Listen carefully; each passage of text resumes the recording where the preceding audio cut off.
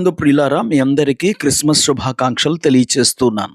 శత్రువు యొక్క భూభాగములోనికి మొదటి ప్రపంచ యుద్ధ సమయంలో అమెరికా సైనికులకు జర్మనీ సైనికులకు మధ్య యుద్ధం జరుగుతున్న సమయంలో ఒక జర్మనీ సైనికుడు అత్యుత్సాహముతో శత్రువుల వైపు దూసుకు వెళ్ళాడు. ఆ ప్రయత్నములో అతడు అమెరికన్ల తుపాకీ గుళ్లకు గురి అయి తీవ్రంగా గాయపడ్డాడు. అతడు వెనుకకు తిరిగి సురక్షిత ప్రాంతానికి ప్రాక్కుంటూ వెళ్తుండగా ఇనుప ముళ్ళ తీగలలో చిక్కుకొని బాధతో కేకలు వేయసాగాడు. కొద్దిసేపటికి అతడు కేకలు వేయలేక మూలుగుతున్న సమయంలో ఒక అమెరికన్ సైనికుడు తన ట్రెంచ్ నుండి బయటకు వచ్చి గాయపడిన వ్యక్తి వైపు కదలసాగాడు. అది చూస్తున్న రెండు సైన్యాల కమాండర్లు జరుగుతున్న విషయాన్ని గ్రహించి కాల్పులు ఆపుచేయమని తమ తమ సైనిక పటాలకు ఆజ్ఞ ఇచ్చారు. అంతా నిశ్శబ్దంగా చూస్తుండగా ఆ అమెరికన్ సైనికుడు శత్రు భూభాగములోనికి ప్రవేశించి గాయపడిన ఆ జర్మన్ సైనికుణ్ణి పరామర్శించి అతనికి ఆదరణ మాటలు చెబుతూ అతన్ని తన భుజాలపై వేసుకొని అతని సహసైనికుల యొద్దకు చేర్చాడు. అతడు తిరిగి తన ట్రెంచ్కు చేరుకునేంత వరకు తుపాకులు మౌనంగా ఉండిపోయాయి. ప్రియులారా, 2025 సంవత్సరాల క్రితం ఈ భూమి మీద జరిగిన క్రిస్మస్ సంభవంలో కూడా అదే జరిగింది. పాపం వలన కలిగిన గాయాలతో మూలుగుచు మరణానికి చేరువవుతున్న మానవ జాతిని చూచిన దేవుడు తన సింహాసనమును విడిచిపెట్టి సాతాను వశములో ఉన్న ఈ భూమండలముపై శిశువుగా జన్మించాడు. యేసుక్రీస్తు లోకములో పుట్టిన తరువాత ఆయనను చంపటానికి సాతానుడు హేరోదును లేపాడు. హేరోదు ఎంత ప్రయత్నం చేసినా ఆ యేసు బాలుణ్ణి చంపలేకపోయాడు. శత్రు భూభాగములో ఎన్నో అవమానాలను, నిందలను, శిలువ మరణమును ఎదుర్కొని పాపముచే గాయపడిన మనలను పరామర్శించి పాపములను పరిహరించి రక్షించాడు. ప్రియులారా, మనము శత్రువులమై ఉండగా అని రోమీయులకు రాసిన పత్రిక 5వ అధ్యాయం 10వ వచనములో అపోస్తలుడైన పౌలు చెప్తాడు.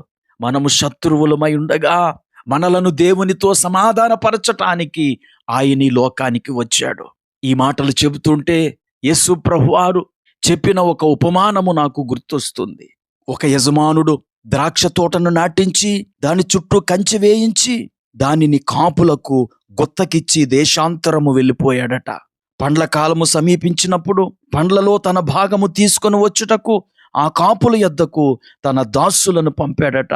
ఆ కాపులు ఆ దాసులను పట్టుకొని కొట్టి ఒకరిని చంపి ఒకని మీద రాళ్ళు రువ్వారంట. అతడు మరలా మునుపటి కంటే ఎక్కువ మంది ఇతర దాసులను పంపాడట.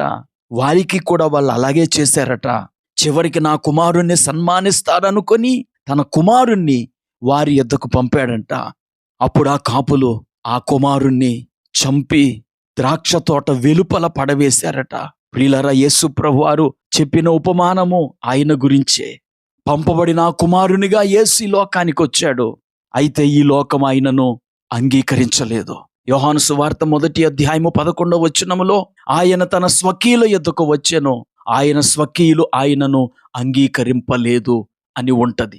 ఈ క్రిస్మస్ పర్వదినాన ఈ మాటలు వింటున్న ప్రియ స్నేహితుడా, సోదరి, నిన్ను నన్ను పాపము నుండి విమోచించి రక్షించటానికి వచ్చిన యేసును నీవు అంగీకరిస్తావా? నీ హృదయములో చేర్చుకొని ఆయనను ఆరాధిస్తావా? లేదా ఆనాటి యూదులు ఆయనను అంగీకరించనట్లే మీరు కూడా ఆయనను అంగీకరించకుండా ఉంటారా? ఆయనను అంగీకరిస్తే ఆయన పిల్లలయ్యే అధికారమును దేవుడు మనకు అనుగ్రహించాడు. కనుక నేడే ఆయనను రక్షకునిగా అంగీకరించి దేవుని పిల్లలు కండి దైవ దీవెనలు పొందుకొనండి. ప్రార్థన చేసుకుందాం. కృపా కనికరం కలిగిన మా తండ్రి, నీకు వందనాలు. శత్రు భూభాగమైన ఈ భూమండలములోనికి వచ్చి మా కోసం శిలువ మరణము పొంది మమ్మలను పాపము నుండి విమోచించినందుకు నీకు వందనాలు. ఈ మాటలు వింటున్న మా వీక్షకులు ఎవరైనా ఇంకా నిన్ను అంగీకరించకపోతే ఈ పర్వదినాన వారు నిన్ను అంగీకరించి నీ రక్షణ భాగ్యము పొందుకొనుట కృప చూపమని యేసుక్రీస్తు నామమున ప్రార్థించి వేడుకుంటున్నాము. ఆమేన్.